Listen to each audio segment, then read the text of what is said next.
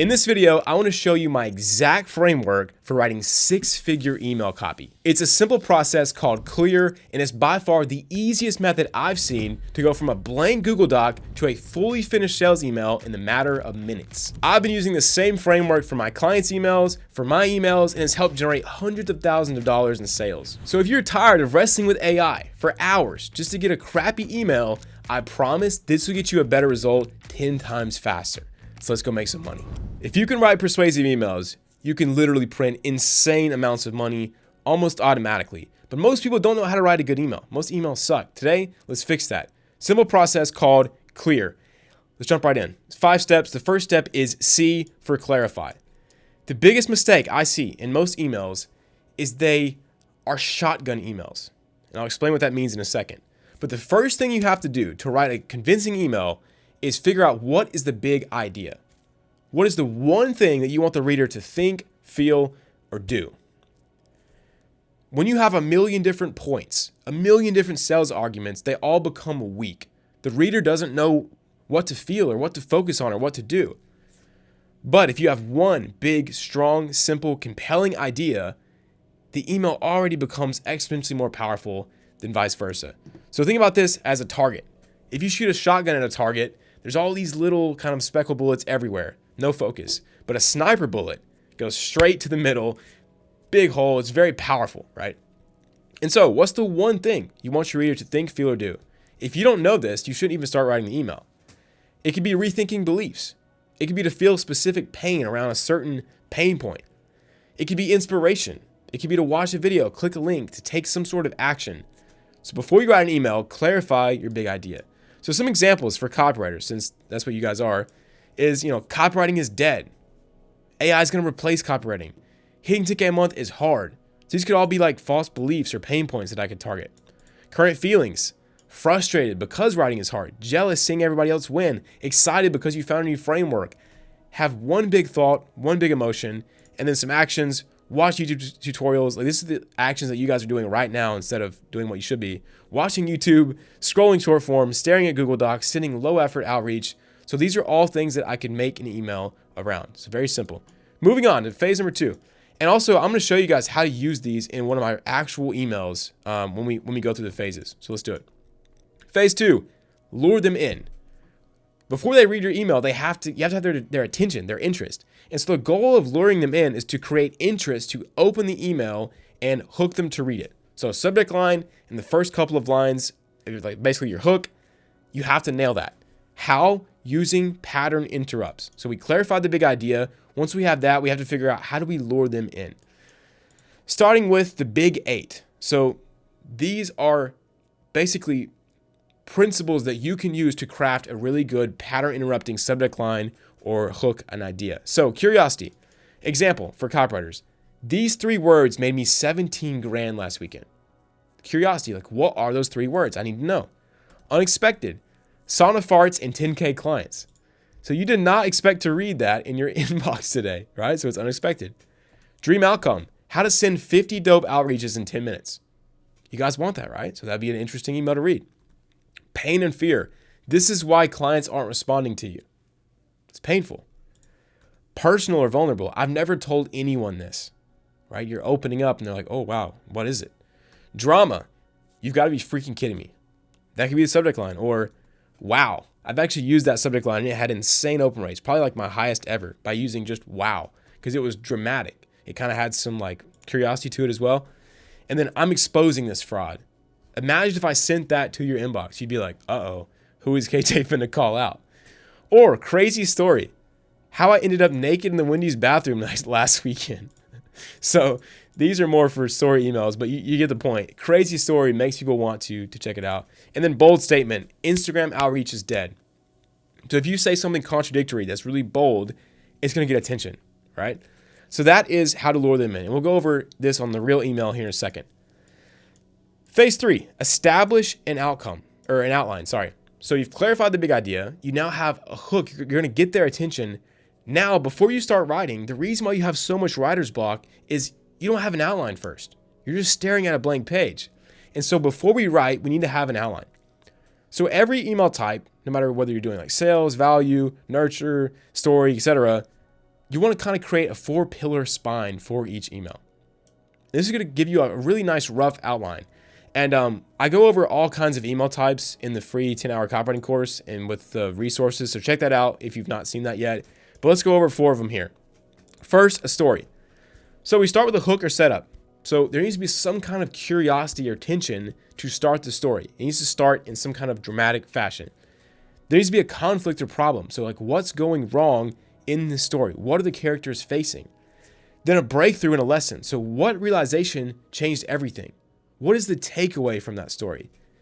If you watch your favorite animated, either anime or Pixar movies, you will notice that while there's a story going on, like the Finding Nemo or whatever, what really matters emotionally is how the characters change and what they realize. And so in your story, there needs to be a lesson, a breakthrough. That's also valuable for your reader. And then a bridge and CTA. So how do you tie in this story to your offer or the takeaway that you have for this email? Next, value education. So big idea or hook. Usually if you're going to give away value, you can start with either attacking like a strong belief or making a big promise. So if I did the how to send 50 dope outreaches in an hour or 10 minutes, that's the big, takeaway. That's the big value they're going to get. And so because it's strong, it makes for a good hook. Then you want to show proof of it actually working. And then that leads into your CTA or next step to do the thing or to click here to do whatever. All right. So then sales offer, pattern interrupt or hook, right? Just using a good hook, problem or desire. So if you're going to offer them something, you need to bring up the pain they feel around that offer that you're going to solve with your product. And then you present the offer as a bridge, and then CTA has urgency and scarcity to act now. So if I say like, Instagram outreach is dead, whatever. Now talk about how, I've tried Instagram outreach, everybody else has tried, you've probably tried and you failed. The thing is you need to send emails. It's unsaturated, etc. And then I offer you my email outreach course. That's a good sales and offer email. And then lastly, nurture. Number 1, personal touch. So talk about something from your week. Just kind of be relatable. Have an insight. So one quick lesson or belief shift. And then have a soft pivot towards the light CTA.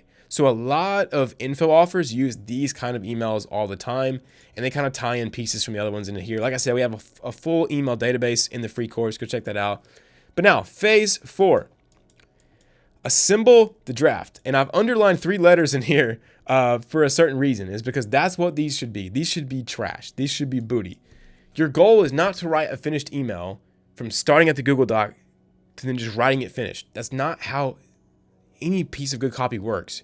You have to write ugly, fast, and emotional. You want to get tons of copy on there as quick as you possibly can. And the best analogy that I use when I teach my guys in CE this is I went to school in a very country town in Alabama.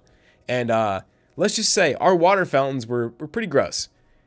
Every morning, whenever we go to get water the first time, we would press that button, and for like 15 seconds, the water would be brown. All this doo-doo rust water would be coming out of the water fountain. It looked just like this right here. But then after 15 seconds, the water would slowly start to become clear, and then we would just drink that sucker. I don't know if it was clean or not, but it was at least clear. And that's how writing copy works. So when you first start writing, chances are it's not going to be great. You've got to turn on that faucet and get the rust and doo-doo water out. But after a while, once it's been flowing, the good ideas start to come. That's how we do copy. And so here are some tactics that I like to just teach my guys personally is number 1, I like to walk and write in my phone notes, only for the rough draft. So only when I'm starting, like I've got my outline, let's say, all right, I need to write some hooks or subject lines. I will go for a walk and I will write down everything I can in my phone notes. So here's me doing that for clients, doing that for other VSLs, doing that for Reels, etc. I do this a lot. Next is write everything that comes to your mind. So do not judge your ideas. Just write them down. Most of them, like I said, are going to suck. But in order to get the ideas that don't suck, you first have to get out all the ideas that do. So write down everything. Next, start with one section to get the ball rolling. So some days I want to start with a hook. It sounds fun. Some days I want to start with the offer. That sounds more fun. So pick which one sounds more enjoyable to you in that moment and write that section first. Get it roughed in, get a bunch of ideas down, and then once that water's flowing, move on to the other sections. 4th thing, write a ton of versions. And so the best way that I've found to find hooks, subject lines, just any kind of ideas, is just to write as many as you can. And chances are you'll look back either later or the next day and be like, oh yeah, this one's really good. Like that's the best one. But in the moment when you're doing a draft, just write out as much as you can. And then 5, write emotionally. The entire goal was we want to get this raw emotion onto the paper. Then we can refine it later. But if you don't have any emotions to begin with, your copy's going to be emotionless. It's going to suck. So start out, don't worry about your spelling or your flow or anything. Just get the raw essence of what you want to say onto that page. And that is phase 4. Phase 5, my favorite phase, is refine and juice up. Make every line clear and concise and juicy as possible. Now we have an entire hour-long module on concise curiosity in that free 10-hour course, but I want to walk you through a basic checklist that I do every single time in my head. First, does every sentence relate to the big idea? That's why we lead with the big idea. That way it's a filter for everything else you write. And so if I come across 3 sentences and I'm like, oh, these really don't have anything to do with the big idea, I scratch it. Maybe save it for a different email. Next thing, are you using the most visual words possible? So if you're explaining a pain point or a dream outcome or a scenario or a story, can they see the movie happening in their head? If not, change those words to be more visual. 3, does it sound natural when you read it out loud? So no matter what piece of copy I do, I always read it out loud. When you're reading it, it helps you get that flow where it sounds conversationally. 4, mountain copy. So varying your sentence length. You don't want to have all short, choppy sentences, but you also don't want to write a research paper, which is a massive chunk. You want to vary it up. That way it has good flow as well. This is done in the refining. Don't do this when you're writing raw emotions, just write. But when you're refining it, get that varying sentence length. Do the transitions flow naturally? This is something that you really have to do in the refining process. So when you go to do your CTA, you go to do your lesson, does it transition naturally into it, or do you just randomly throw a CTA in there? Make sure everything flows naturally. And last thing, is the CTA clear, direct, and compelling? Do you sound confident? Does it make sense with the big idea? Do you use urgency and scarcity? These are the basic checklists. So let's do this in a real email that I've sent out in the past. Starting with phase number 1, clarify the big idea. So what I did was, obviously I write a lot of these for clients. I can't show all of that, but what I would want to do is I'll show you guys an email that is written towards you. That way you can kind of feel the emotion that I'm trying to push those buttons in you as a copywriter. I think this will be fun, so let's do it. Phase 1, clarify the big idea. What is the one thing that you want the reader to think, feel, or do? So I started to notice when AI was first getting on the scene, everybody's like, oh, copywriting is dead. AI is going to take over. And so I wanted to play on that big idea. I think we've all realized by now, AI doesn't take over copywriting at all. In fact, it's making it worse. And copywriters like me who only use it to refine my stuff are making more than ever. Thanks to you guys who only do AI copywriting. But I wanted to push that emotion. I knew that it was dramatic. Everybody was thinking about it.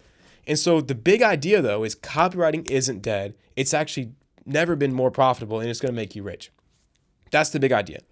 Phase 2, lure them in. So how am I going to get their attention? Well, in this case, I'm going to go off of drama and fear and curiosity. So copywriting is dead? ? Exclamation point, question mark. It's specific because the first word is something they're interested in. It's really short and punchy, and it's dramatic. It's like, oh, frick. Had very good open rates, by the way. All right, phase 3, establish your outline. So this is going to be more of a value, kind of educational. I'm going to talk about the big idea, the promise. I'm going to explain some stuff, and then I'm going to show some proof, and then a CTA. So that's it. I don't have the rough draft here because I would kind of just did it on my phone or whatever. But let's go through the actual email and break it down. So, subject line, copywriting is dead. I've heard on the streets, my unhinged YouTube algo, that copywriting is officially dead. What? Cue panic, KJ. I have to start an SMA, or maybe even growth operate, or maybe, just maybe, become a high-ticket closer. LOL. So here I'm writing like I'm talking to my friends. It matches my voice because, it's me, and it's joking, it's funny. All jokes aside, this is an important question.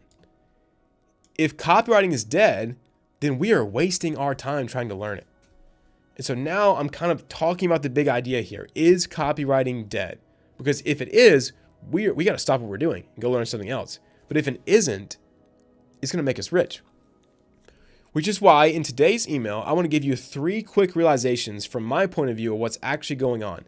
So here is the value. So we had a little fun in the intro. We tied it into the subject line. Now I'm going to give them the value. And I did this by realizations, right? My perspective as someone who makes a lot of money copywriting, teaches a lot of copywriters, and is just in this world. Number 1, the copywriting fad is fading. So you'll notice that all of these realizations go back to the big idea, which is copywriting isn't dead. It's going to make you money. So the copywriting fad is fading. Then I go into some logical arguments of why it's fading. The noobs are giving up. After the concept of copywriting lost its shininess, the noobs are leaving. The amount of goobers spamming low-value copywriting outreach is getting lower and lower by the day, meaning it's easier for those of us who actually want to put in work to win. The lazy masses of people who jump on every trend and quit when any work is involved are leaving copywriting. And so this does a lot of things here. Number 1, it makes you feel pain because that's probably something you've thought about doing, right? You thought about being lazy and going to find the latest thing. And 2, it proves the point of what I'm trying to say because you feel like, oh crap, yeah, that's kind of me. This is right. And number 3, copywriters that are really good are printing right now.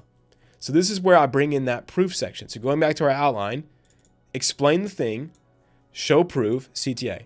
So here, I'm talking about my student Ethan who signed a $15,000 client upfront, which is absolutely insane. It's still crazy to even believe. You might be thinking, but that's great, KJ. I don't have the funds to invest in Copy Elite. How am I supposed to win? Don't even sweat it. Last week, I took a course from Copy Elite and dropped it to my YouTube channel. Now everyone can win. It's live. Go check it out. And that's the CTA. Go check out the free course. So this email accomplishes a couple things. It shows them that copywriting is not dead. It shows proof of students in my one-to-one coaching program are crushing it. And it also shows them that you have to actually learn the skill, which ties directly into the CTA of go watch the free course. So yeah, this is just one simple email. These come out, every single week or so. So this is not a business-changing email, but if you write these every week, you will consistently make profit. So yeah, if you want to see more emails, not just to value, but you want to see stories, sales, nurture, go watch the free course. But yeah, love you guys, and I'll see you in the next video.